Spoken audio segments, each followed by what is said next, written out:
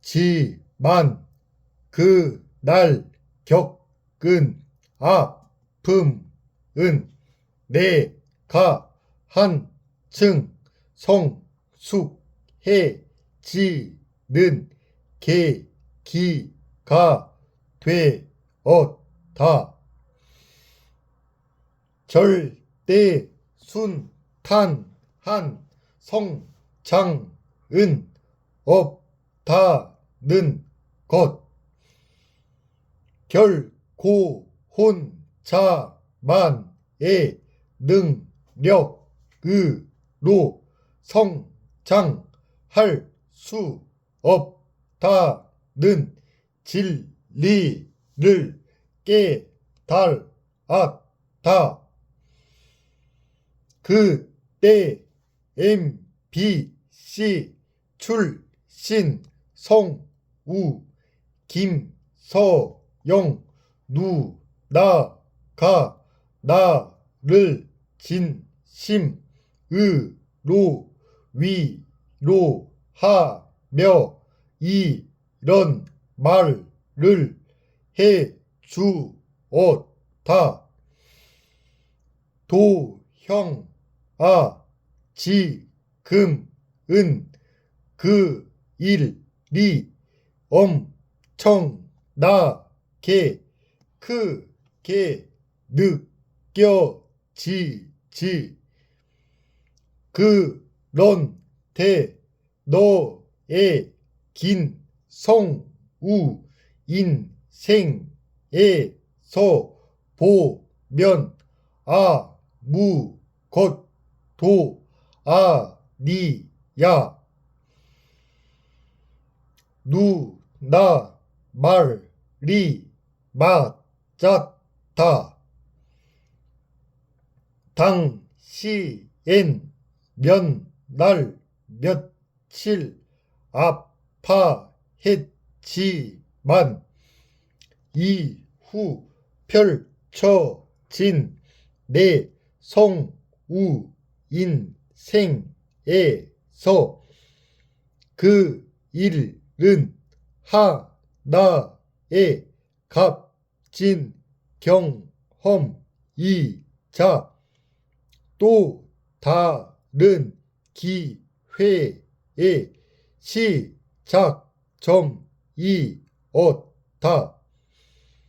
그래서 누군가 내 인생의 첫 번째 전환점이 된 작품을 물어보면 나는 주저하지 않고 트랜스포머를 꼽는다. 아픈 만큼 성숙해진다는 아주 평범한 진리를 온몸으로 깨닫게 해준 작품이기 때문이다. 절대 순탄한 성장은 없다는 것. 결코 혼자만의 능력으로 성장할 수 없다는 진리도 깨달았다.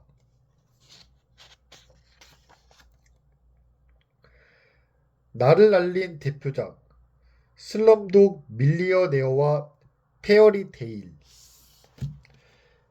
내 인생을 바꾼 두 번째 작품은 2009년 개봉한 데니 보일 감독의 슬럼독 밀리어네어다. 인도 슬럼가에 살던 주인공 자발발릭이 퀴즈를 풀면서 억만장자가 되는 스토리로 미국 아카데미상 8관왕의 영예를 안았다. 대단한 작품인 만큼 내가 캐스팅 될 거라는 기대는 없었다. 그런데 뜻밖의 내가 합격하게 되었다. 설특선 영화여서 설날 당일 밤 9시에 KBS에 방영되었는데 영화가 끝나자마자 여기저기서 잘 봤다는 연락이 이어졌다. 연휴가 끝나고 방송사에 나가니 선배님들도 너무 잘 봤다. 어떻게 그렇게 잘하니? 라고 칭찬해 주셨다. 그뿐 아니라 섭외 전화도 정말 많이 왔다. 얼마 전까지 오디션에 떨어지던 상황이 믿기지 않을 정도로 많은 곳에서 나를 찾아주었다. 그 후로 감사하게도 KBS 명화극장의 주인공을 7번이나 하게 되었다. 2010년 슬럼독 밀리어네어를 시작으로 2011년 박지윤 누나와 청설, 같은 해 12월 이정구 선배님과 웰컴, 2014년 송두석 선생님과 그랜 토리노, 그 해에 다시 이정구 선배님과 인국 컴퍼니를 했다. 이후 2015년에는 패딩턴, 2017년에는 싱 스트리트를 했다. 그리고 주인공은 아니지만 킹스 스피치, 디파티드, 후크드, 정말 많은 작품을 참여했다. 그리고 이후 KBS 작품뿐만 아니라 외부 일도 늘어나기 시작했다. 슬럼독 밀리어네어가 성우업계 나를 알리는 계기가 된 작품이라면 팬들에게 나를 알린 작품은 애니메이션 페어리테일이다. 주인공 나츠 드래곤을 배역으로 오디션을 보러 가는 그날이 마침 내 생일이었다. 담당 PD님은 오디션을 보고 나오자마자 나츠 역할이 정말 잘 어울리세요 라고 말씀해 주셨다. 그리고 얼마 후 합격 소식이 들려왔다. 내 인생 최고의 생일 선물이었다. 그렇게 2011년 4월 15일 처음 녹음을 시작해서 2020년 2월 7일에 마지막 녹음을 마치기까지 총 9년 동안 작품을 진행했다. 페어리테일은 성우 남도영을 팬들에게 알린 소중한 계기가 된 작품이었다. 이 작품 방영된 이후 어린이 팬들이 많이 늘어났고 게임 분야 일들이 들어왔기 때문이다. 그중 대표작이 리그 오브 레전드의 제이스와 라칸 역이다. 이를 시작으로 지금까지 여러 게임 녹음에 참여하고 있다. 며칠 전에 일본에서 새로운 시리즈 페어리테일 100년 퀘스트 방영이 결정되었다고 들었다. 다시 한번 국내에서도 나츠를 만날 수 있기를 바라본다. 미키마우스로 롤 모델에 한 발짝 다가가다. 성우의 꿈을 꾸면서 자연스럽게 강수진 선배님을 내 성우 인생의 롤 모델로 삼았다. 강수진 선배님은 명탐정 코난, 원피스, 이누야샤 등 유명 애니메이션 남자 주인공을 맡아왔으며 레오나르도 디카프리오 전문 성우로도 유명하신 분이다. 성우 생활을 하면서 선배님의 그림자만이라도 쫓아가 보자는 마음으로 노력을 많이 했던 것 같다. 제2의 강수진이 되고 싶다는 꿈을 향해의 시작점은 스파이더맨이었다. 스파이더맨이 나에게 왔을 때 그제야 조금씩 선배님의 뒤를 따를 수 있다는 생각을 했다. 성우 인생 최초로 스파이더맨 전담 성우라는 타이틀을 달게 되면서 애니메이션 스파이더맨으로만 500편이 넘는 작품을 녹음했기 때문이다. 대중에게 성우 남도영을 널리 알리는 좋은 기회가 된 작품이다. 그 다음으로 선배님에게 조금 더 다가갈 수 있는 결정적인 계기가 된 작품은 미키 마우스다. 2020년 3월 13일 나는 문자 한 통을 받고 그대로 굳어버리고 말았다. 미키마우스를 1대부터 줄곧 연출해온 박원빈 감독님이 보낸 문자였다.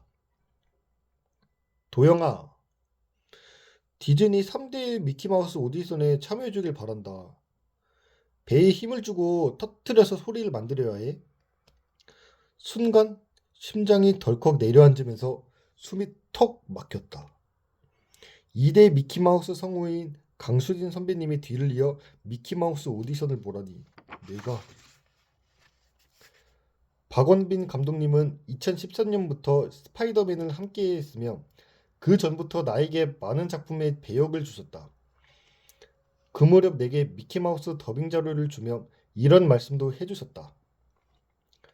언젠간 선배님들이 배역을 물려주는 시기가 반드시 올 거야. 아직은 오지 않았기 때문에 말해줄 수 있는 건 아닌데 나는 다음 미키마우스 성우에 네가 어울릴 거라고 생각해. 그러니 지금부터 미키마우스를 많이 보고 꾸준히 연습해놔. 그날 이후 오랜 시간이 흘렀고 나는 오디션을 봤다. 기라성 같은 선배님들이 10년 이상 지켜온 캐릭터이기에 무게감이 대단했던 오디션이었다. 그리고 얼마 후 평생 잊지 못할 한 통의 카톡 메시지를 받았다. 도영아, 축하한다. 내가 오래전에 예견했듯 네가 미키마우스의 성우에 어울릴 것 같다고 했지? 내가 사람 보는 눈이 있다니까. 야, 축하한다, 미키. 그렇게 나는 남자 성우를 기준으로 미키마우스 1대 장광 선배님, 2대 강수진 선배님에 이어 3대 미키마우스가 되었다. 강수진 선배님의 캐릭터를 이어받았다는 것만으로도 더 없는 영광이었다.